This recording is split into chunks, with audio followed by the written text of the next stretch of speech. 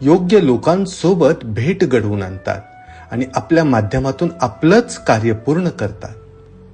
त्यामुळे अज्ञान, भीती किंवा भविष्याची चिंता करण्याची काहीच गरज उरत नाही. भक्त फक्त स्वामींवर पूर्ण विश्वास ठेवून प्रेमाने, नम्रतेने आणि एकाग्रतेने कार्य करत राहतो. त्याच्या कृती स्वामींची सेवा बनतात आणि त्याचे जीवन एक पवित्र साधना.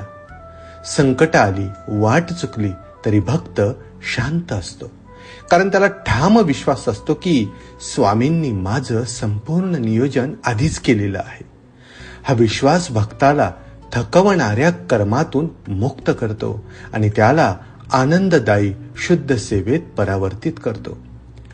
ज्याचे जीवन स्वामींचे इच्छेनुसार वाहते त्याचं प्रत्येक कर्म, प्रत्येक श्वास, प्रत्येक सेवा हे साक्षात स्वामींचेच कार्य असते. म्हणूनच